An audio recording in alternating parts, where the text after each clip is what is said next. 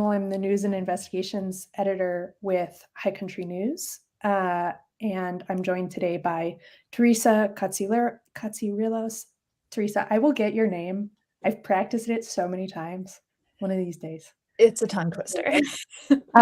And Ian Stevenson. Teresa is a reporter with the Food and Environment Reporting Network. Ian is with the Idaho Statesman. And we're here because both of these reporters have spent a lot of time over the past year investigating America's sheep herding industry, and primarily focusing in Idaho, and Teresa in other parts of the West. And we're hoping to just talk about what that reporting process was like and the findings of those investigations. Thank you both for being here. I really appreciate you taking the time. Thanks so much for having me. I'm really glad to be here. Glad to be here too.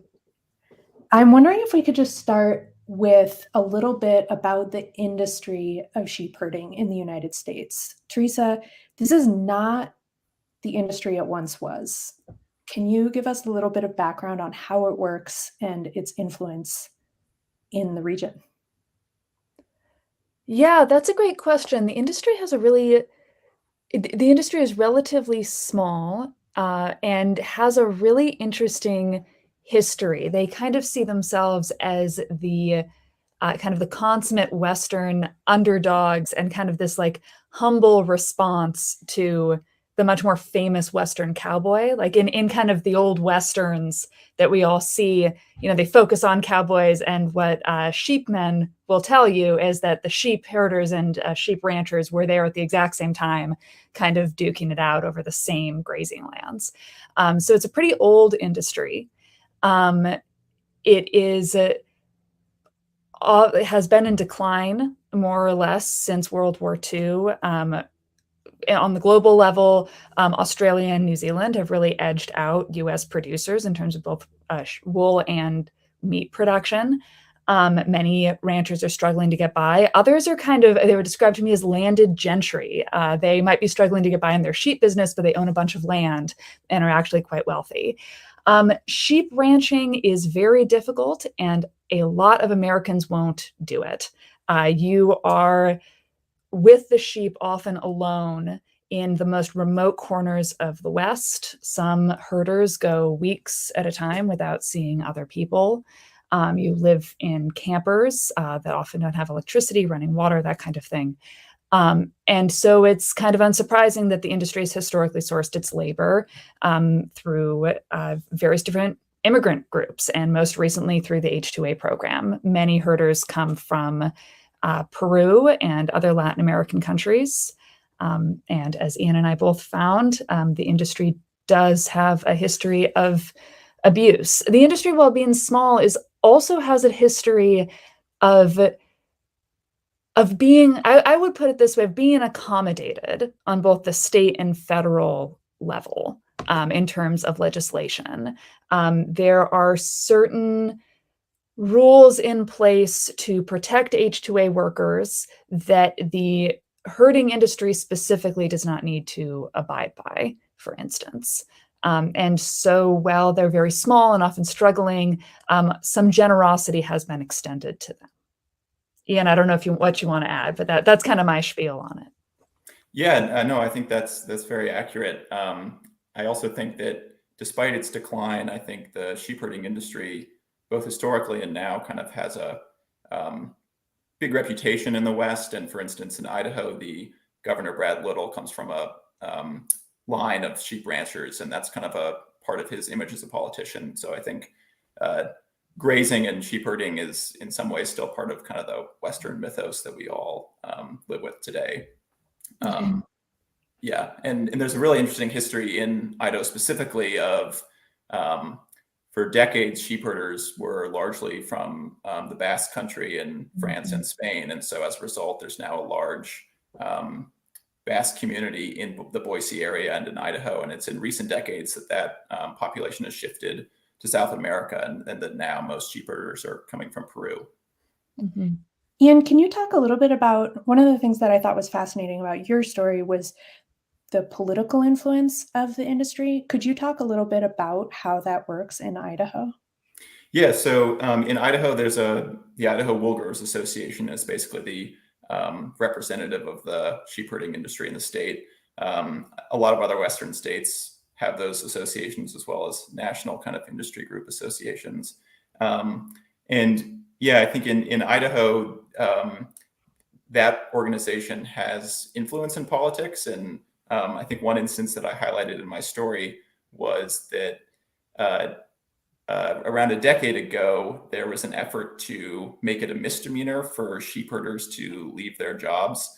So for some background there, these H-2A visas they're unlike other, in general, work visas, in that your legal status in the country is actually tied specifically to your employment and specifically to the employer who you work for. So if you work for a particular rancher and you decide to leave your job without authorization, you actually are violating the terms of your visa and become essentially undocumented. And so that's kind of a strong mechanism in itself. But in the sheep industry, one issue that they have, in part because I think of the really low wages in this industry, the how difficult and challenging and isolating the work is, sheep herders sometimes choose to leave and take jobs in construction or in restaurants or other industries where they might be able to earn higher pay. And a lot of ranchers don't like that. Of course, it's a problem for them. They spent money bringing these herders in. It can lead to chaos on their ranch because they've got 1,000 sheep out in the country now without a herder working with them. And these in Idaho, the Idaho Wool Growers Association, they wanted to add sort of extra punishment for if a herder were to leave their job by making it a misdemeanor. And I spoke with a former state senator in Idaho who's also a rancher who had been the sponsor of this bill. And he told me that part of the reason they wanted to implement this was because they had been told by Immigration and Customs Enforcement, or better known as ICE, that they wouldn't deport people who don't have a criminal record. And so by making it a misdemeanor to leave your job, this would give those herders who had left a criminal record, and then maybe the government would go after them and potentially try to deport them. So that bill didn't end up passing. It didn't actually even get a hearing. It wasn't popular, but I think it kind of speaks to the interests of the industry in the state. Absolutely. Yeah, I mean, I think it's funny. I haven't covered as many agriculture stories where the primary concern is, will people walk off the job? And that is just a huge preoccupation of the sheep herding industry, and is the focus, Teresa, of your story, is of folks escaping. Yeah, that's the word they use. Yeah. Can you talk a little bit about what some of your findings were when you dug into the industry? Yeah, absolutely. I mean, first, to kind of build off of what Ian was talking about, I do want to kind of, because I think, Ian, you really started to do this in this proposed legislation in Idaho. When I read your story, I mean, it is so crazy. I'm so happy that you explored it. Like, I do think it's important to hit home exactly how trapped these herders are, or at least feel like they are, if the job that they're in starts to get abusive and starts to go bad. So first, many of these herders, they don't speak English. Their first language in many cases is not actually Spanish. It's Quechua or other indigenous languages in Peru. They come to the US and then are immediately placed in the most remote parts of the Western US without access to a car, often without access to a map, and often without access to a working cell phone, because reception can be bad, and many ranchers, we found, also illegally do not give cell phones to their workers. As one attorney I interviewed put it, I believe her quote was something like, "From the very beginning, the dynamic between the rancher and the herder is, I am the only one who knows where you are." So that is the dynamic between the employer and the employee. And then additionally, as Ian was getting into, if you leave the job, you are at risk of getting picked up by ICE, though not as much of at risk as Ian as some ranchers would like, you are still at risk of being picked up by ICE. And many employers really go to great efforts to try to find, we found that many employers have gone to some efforts to try to find workers who have walked off the job. In 2014, one of the large trade organizations, trade associations in the sheep industry, the Western Range Association, launched a joint effort to try to track down runaways independent of ICE. So that's kind of the dynamic that workers are in. And then in addition to that, we found that the kind of level of abuse in this industry was considered surprising or extreme, even among very veteran farm worker attorneys and human rights activists. And one immigration expert described this as the worst of the H-2A program. Herders have been deprived of food and water. Their passports have been taken. We interviewed 2 herders who said that they resorted to eating dog food.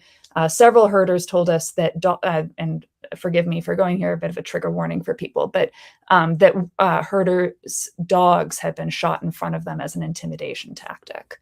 So it does get very extreme.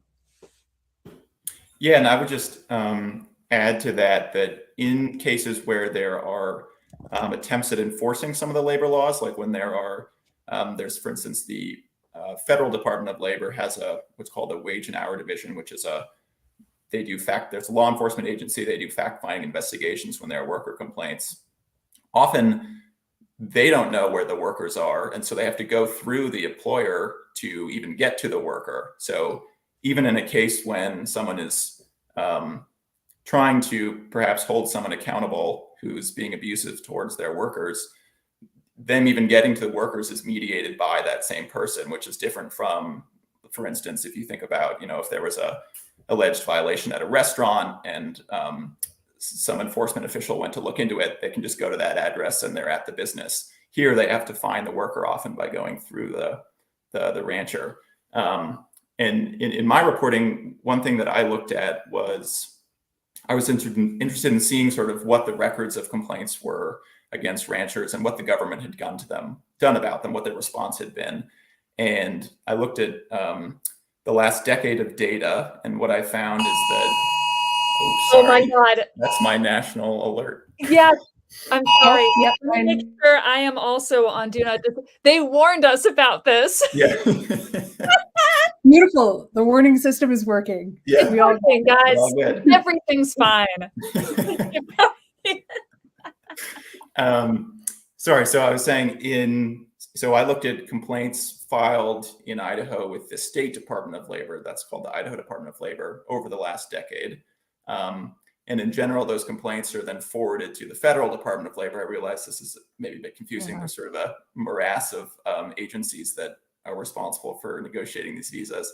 But in cases where there were complaints, most of those complaints were substantiated by an investigation, and the rancher was sanctioned in some way, generally with fines. But in most cases, every case but one that I found, so there were 4 cases where there were these investigations that resulted in fines. In all but one case, the rancher who was found to have violated employment law was allowed to continue getting workers in subsequent seasons and subsequent years. They were not prevented from using the H-2A system. And I think that data is actually very similar, Teresa, to what you found in your story, looking at kind of larger nationally, what this landscape looks like. But it's pretty unusual for the government here to, even when they find that there are problems that a rancher was perpetuating against their workers, it's very rare for them to prevent that employer from getting workers. And I think part of the reason for that may be that because, as we've said, being a sheep herder is really isolating. It's really difficult. It's really low paid. There aren't really any Americans who are interested in doing this job. It's only workers from foreign countries, with economies that are in worse shape than ours that are interested in this work. And so if you prevent a rancher from using that system, they're likely going to go out of business. They're not going to be able to operate their sheep ranch without this migrant labor force. Yeah, one of the things that I thought was fascinating about your story, Ian, was So I worked with Teresa on the sheep herder story, which published in High Country News. Ian's story published in the Idaho Statesman. It's really fantastic. I would encourage people to go read it. And we talked a fair amount about who knows what's happening, right? Like, how are sheep herders talking to each other? Are sheep herders talking to, like, how does this information about this abuse gets out? Because when you look at the history of coverage of this industry, other than the Statesman, frankly, like, there is a huge amount of pretty positive coverage of the sheep herding industry, right? Yes. Like, photo essays in national publications, glowing, profiles of this sort of glamorous industry. And we talked a lot about, like, that person taking those pictures must have been standing next to a labor violation. In so many cases, you can look in those photos, and if you know what you're looking for, you can see the decrepit housing, the lack of food, the, like, dangerous conditions. You can see them, but the coverage really outside of the Statesman until this point has been glowing. And it made me so curious about, like, at a local level, who knows that this is actually happening? And your sort of meticulous documentation of, like, the Department of Labor is deeply aware of what's happening really helped me fill in that blank of, like, yeah, it's known. Yeah. I mean, I think, in the sense of who knows about this, I think in large part, these workers are out of the public eye. Even farm workers in general, I think, don't really get that much attention, and they're not thought about by much of the American public. But sheep herders in particular are, for much of the year, way out in steep mountains. Unless you're really out in the backcountry going on a hike or hunting, you're probably not going to come across them. And yeah, I mean, these sheep herders are, I think, in some cases in touch with each other. They have networks of current and former sheep herders that they'll stay in touch with.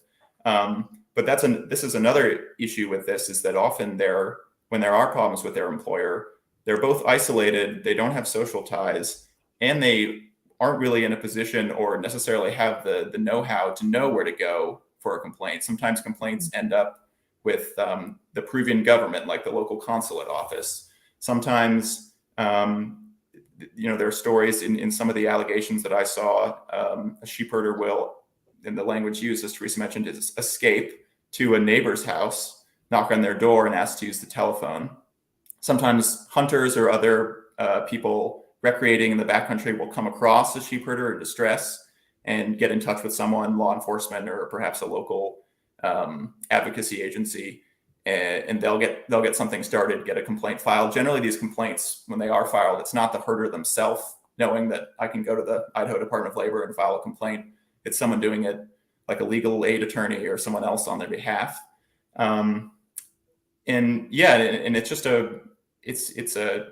it's an industry that struggles with this, has these problems persistently, I think, from what our reporting showed. And I'll give another example. One rancher in particular that I focused on, I was able to obtain through a legal aid attorney 20 years of complaints against him from different sheep herders who'd worked for him. This is a rancher who worked not far from Boise in a town called Mountain Home. He operated his ranch for something like 40 years. I found records of, as I said, 20 years of complaints from different workers, at least four federal investigations that resulted in fines or other sanctions. And in addition to that, which was really, I thought was really interesting, not just the workers themselves complaining about things like him being intimidating, there not being enough food provided, the housing being inadequate, there not being enough water. In some cases, the food was coming and part of it had been eaten by a dog and the pickup truck had been brought in on. In addition to the complaints from workers are also not being paid properly. That was also one of the complaints throughout those investigations. The state housing inspectors, these are the people who work for the Idaho Department of Labor and are responsible for periodically inspecting the housing that these herders live in. they were reporting that when they went to do these inspections, the rancher was intimidating to them, didn't let them be alone with the workers to talk to them one-on-one. In one instance, a housing inspector had said, during his inspection, he documented things like rusted metal in a bathroom, torn up mattresses, unclean housing, and he documented these and said, you need to remedy these. The rancher told him, no, I'm not going to do that. And in none, despite all these complaints over the years from the workers and the inspectors, he was never prevented from getting H-2A workers, and he was able to participate in this visa program and procure more workers every year. And I think that's just sort of indicative of how the situation often proceeds. Just to add to that, Ian, I mean, so much to say on this topic. One is just, in the case of my story, I cut this pretty early on for time, sadly, just in the spirit of structuring it in some way. But both of us, and I loved how you really highlighted in your story, like both of us found specific examples of not just incredibly abusive sheep ranchers, but sheep ranchers who had threatened the government employees or inspectors who were coming out. They had not just told them, no, I'm not going to fix this, or something like that. I saw in your story, like there were communications that you found where the inspector was talking about possibly feeling unsafe in the presence of this sheep rancher. And I found I received similar communications from an inspector in California. Both of these employers were allowed to continue operating. The one in California is still operating today. My understanding is the one that you focused on has since retired or passed away. And on the federal level, there's shall we say, a lot to be desired as well. Some of which, I think on the federal level, the Department of Labor, I find to be quite interesting, because there are aspects of their enforcement issues that are, I'm going to phrase this carefully, but are arguably not their fault. The Federal Department of Labor currently has fewer than 800 investigators on staff. They are tasked with enforcing labor laws for over 11 million employers. So suffice it to say, they do not have enough people to do this job. If you're planning to commit a labor violation in this country as an employer, the odds that you will be caught by the feds is pretty close to zero. And that's true in the sheep industry as well. That said, they still have, we found that I believe in the past 10 years, 80 sheep ranches, approximately 80 sheep ranches have been found by the federal government to have committed violations, labor violations. Of those 80 ranches, around 80% of them we found are still bringing H-2A workers into the country, and were not shut down in any way. And that includes some very extreme people. We found one guy who hadn't given his hadn't given his herders sufficient water, and one of his herders was found dead in a fetal position from dehydration. This sheep rancher was fined and continued bringing H-2A herders into the country. So he had, according to the government documentation, he had killed a worker and was continued to operate with a small fine. And then, Ian, I know you found this too, that there's this process called debarment when you finally kick an H-2A employer out of the program. And that process is very difficult. There's a very generous appeal process. When you are debarred, you're only debarred for 3 years. The DOL investigations often take longer than that 2 or 3 year period. So by the time they have finished their investigation, the statute of limitations has elapsed and they can't do anything about it. Like, that's a crazy detail as well. Ian, I really identify with what you said about the like bureaucratic morass governing this, because I think that was one thing so interesting about investigating this, where it's like you kind of had to acclimate to the bureaucratic maze governing this. And then once you did, it was crazy. But it was awfully hard to explain in like an article how this constellation of different agencies is struggling to handle this and often failing to handle it. In some cases through no fault of their own. I mean, DOL doesn't have the funding.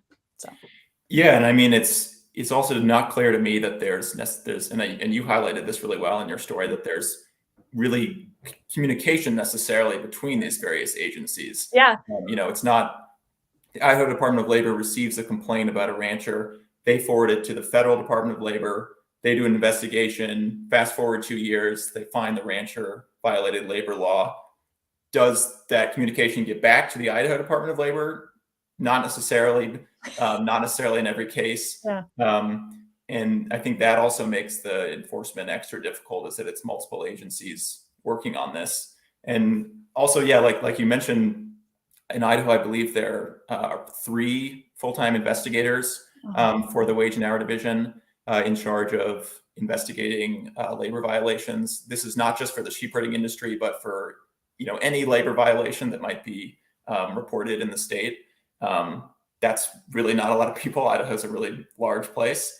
And I should have mentioned also, when I was talking about that run rancher in particular, the housing inspectors, one of them noted that there was basically a standing rule not to go to this guy's property alone. They should go in pairs because of how he sort of the intimidation, how he treated these inspectors, the government employees who were coming to check on the housing. And I guess it's a it's a difficult story to write about, as you mentioned, because there are so many kind of complicated layers to the visa programs and how it works, and it gets complicated for everyone involved. And we should mention that these large associations. Western Range Association is one of them, based in Idaho. Mountain Plains is another one, that are basically associations of ranchers, and they get hired by ranchers, and they'll work with them on doing all the paperwork, doing all the visa work. And so they sort of help ranchers get through, for a fee, they help ranchers get through that process and bring in workers. And that's sort of, from what I understand, basically how all ranchers are working with one of these associations or another. And I found in the case of the Mountain Plains Association, they had also, in the particular rancher I was looking at, they were aware of some of these labor violations because there had been communications between them. Going back to 2004, I had a fax from their executive director noting some of the violations that this rancher had made, talking to investigators about, as they conducted their investigation. And they also, as an organization, didn't stop working with this particular rancher. Yeah. Yeah, I mean, we had, that was certainly something I heard about through the course of my investigation as well, something that was happening with Western Range and Mountain Plains. And one thing that we found as we reviewed lawsuits was that in certain cases, herders accused Western Range of being like very directly implicated in some of the labor violations. One of the very common types of abuses in the H-2A program in general, and including in the sheepherding industry, is that H-2A workers will find jobs in the US with the help of recruiters, many of whom will charge very exorbitant fees in US dollars. So, and the reason that is illegal is that many of these workers, then they go to the US, they get these jobs, and they're in debt to these recruiters, which can put them at risk of effectively being in some kind of indentured servitude or debt slavery. Like they even further can't leave their jobs, because if they do, they'll have this big bill that their family is on the hook for back home. So this is something that happens very frequently in the sheepherding industry as well, we found. And several herders in different lawsuits allege that Western Range employees are part of the recruitment scheme in Lima, Peru. So there are employees allegedly who work for these trade associations who herders claim are involved in this illegal behavior. I think one of the other interesting things about that is that in some cases, including the case of the 2 herders you featured, Teresa, the federal government has in fact determined that those laborers experienced human trafficking, that they were trafficked into the sheep herding industry and received T visas, which are for victims of human trafficking, very challenging visas to get, and that their employers continued to receive H-2A visas anyway. And so that's an instance where they're actually happening within the same federal system, right? Yeah. It makes me curious, when y'all talk to critics, to legal aid, what did they say would make a difference? Like, it's a pretty remarkable, as you said, bureaucratic morass. It's a pretty high level of alleged abuse. What do critics say would actually have an impact in starting to break down some of the things that allow that sort of system to continue? That's a good question. Ian, do you want to take it first or me? I'm either way. Yeah, good. No, go for it. You know, there wasn't a silver bullet when I talked to people about it. I do think I'll start specific and then go big picture. So there because it's a bureaucratic morass, there were some concrete things that people brought up. A better communication between all of these agencies was a really big thing that people brought up. You know, the protagonists, the main characters in our investigation, they received T visas. Their employer is very heavily implicated in their T visa application. They received these visas in no small part because it is heavily implied because this employer trafficked them, and this man has continued to operate. When we talk to people at DOL about why he may have been allowed to continue operating, they said one of the possibilities here is that the Department of Labor was just never told by USCIS, which handles T visas, they just was never told that this employer was implicated through their T visa process. So there are communication issues between the agencies that really could be fixed. In both this investigation and others I've done, giving the DOL more funding has come up many times. The ratio of inspectors and investigators to employers really does not put workers in the best place that they could be. So those are 2 really concrete things that have come up. There are also various different reforms to the H-2A system that people have proposed to try to eliminate or decrease recruitment schemes. I'm sorry if you guys can hear that, by the way. I think a neighbor's dog is out, so my apologies. So those are some of the concrete solutions that people brought up with me. I think more broadly, one of the things that really came up was, you know, for these concrete solutions, to be very frank, for these concrete solutions to actually be implemented, I do think there would need to kind of be a sea change in how these workers and employers are viewed.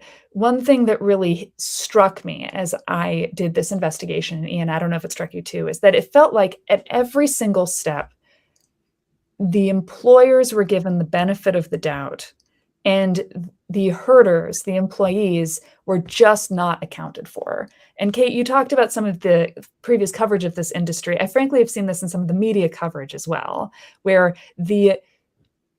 there's this perspective where you sit down and you listen to the rancher or the farmer, and you just don't really think about this worker. And so I think there would have to be a larger perspective shift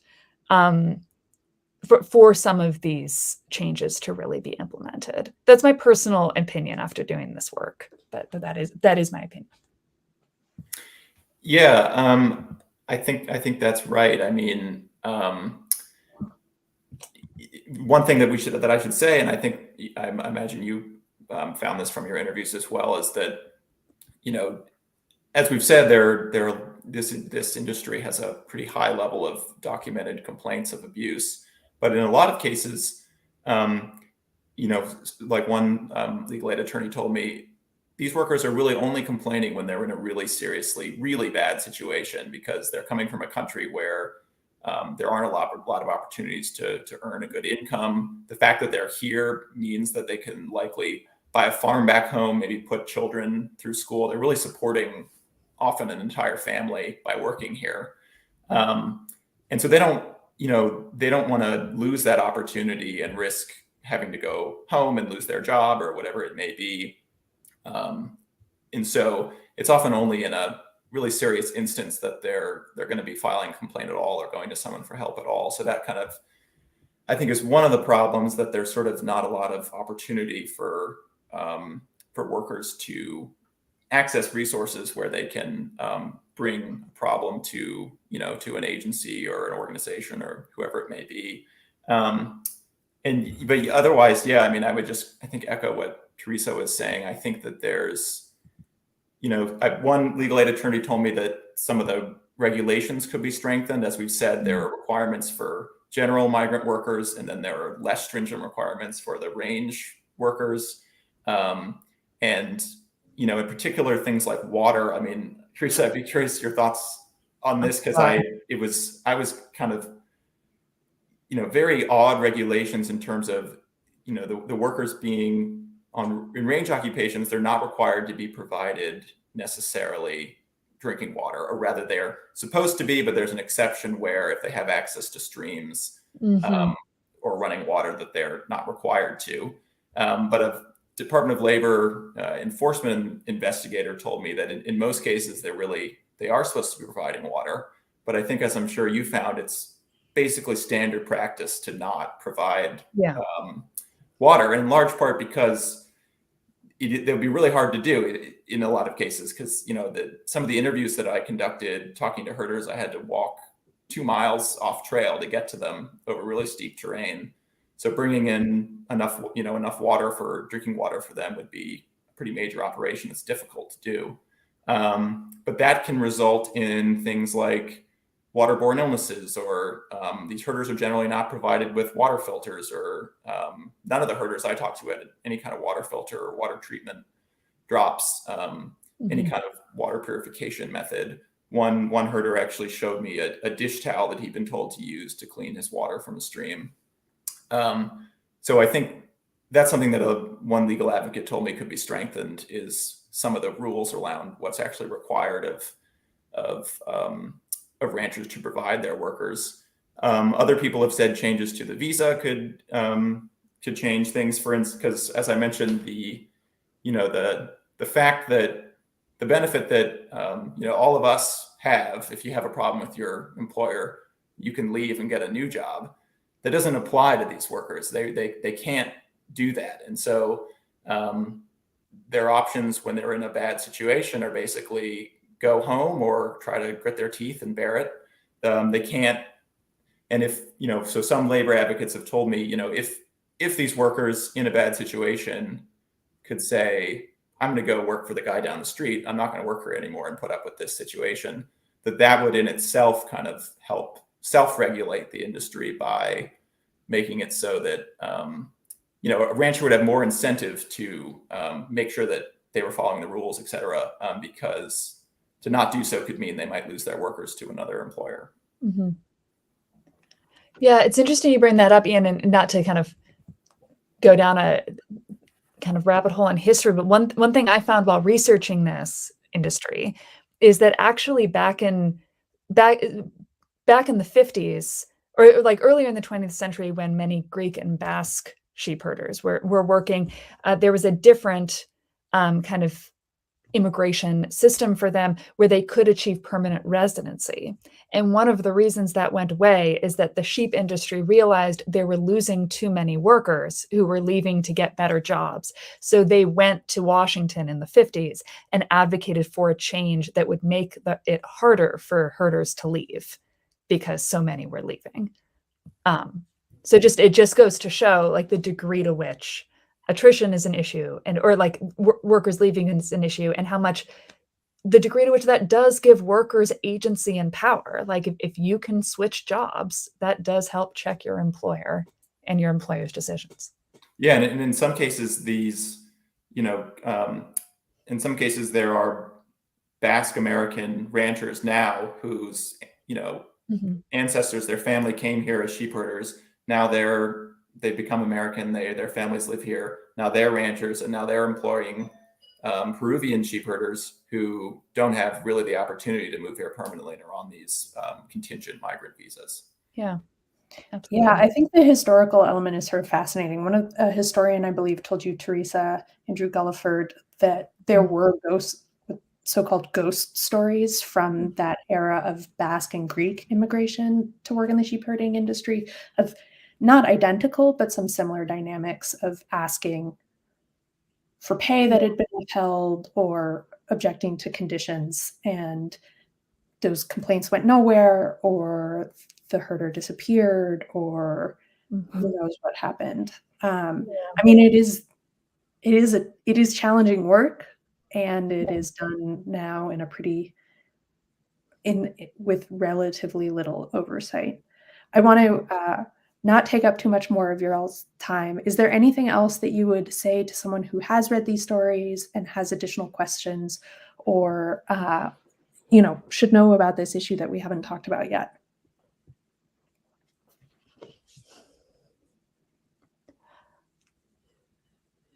This is, of course, the traditional end of interview question, and it's cruel to have it turned on the reporter themselves, but I'm going to do it anyway. I mean, if you have tips, contact us. We're still covering this. And I would say if you live in the Mountain West, if you live in a place that has sheep herders, next time you go hiking, pay attention to that. Look for a covered white pioneer-looking sheep wagon. Keep your eyes out for this class of worker that, in general, you may not have been aware of or had much contact with or understanding of before. There's a quote. This might be a little an interesting note to end on, but there's a quote that I didn't include in the story for time. I was talking to a farm worker attorney based in California, who was a bit frustrated when I talked to her, full disclosure. And I brought up this counter argument that you will hear sometimes from different agricultural employers, where they'll say, like, look, if I increase, if you require that I pay my workers more, or that I provide my workers with more of kind of more accommodations, like better pay, better food, what have you, like that'll put me out of business. Like I'll go under. And I was like, so what is your response to that? If a sheep rancher says, well, I'll lose my business if I pay these workers more, what is your response?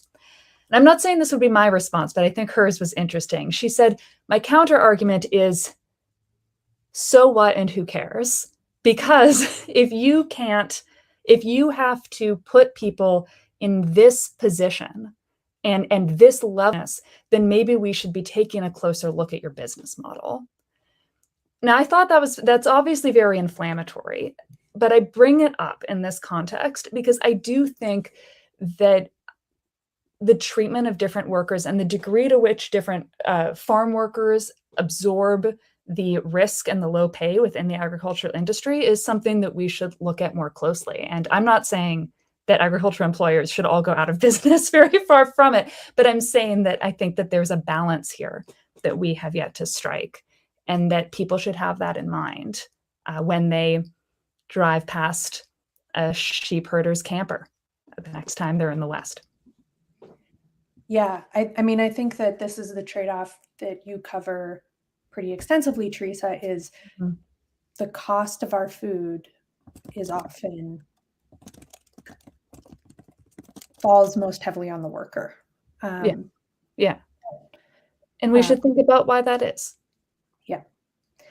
Okay, I'm going to wrap us up and point folks to how to contact these reporters with any tips. We'll drop that in the chat, but you can also find their stories. Teresa's is available at hcn.org. and also at Fern's website. And then Ian's is available, I believe. Ian, correct me if I get the URL wrong, but I memorized it before this. It's idahostatesman.com, I believe. Is that correct? Yes, correct. I would encourage folks to read these stories and get up to speed. I will also just say, when this industry gets covered, typically it gets covered in a very glowing way, and I would encourage you to view those stories with skepticism going forward and ask critical questions of this and any other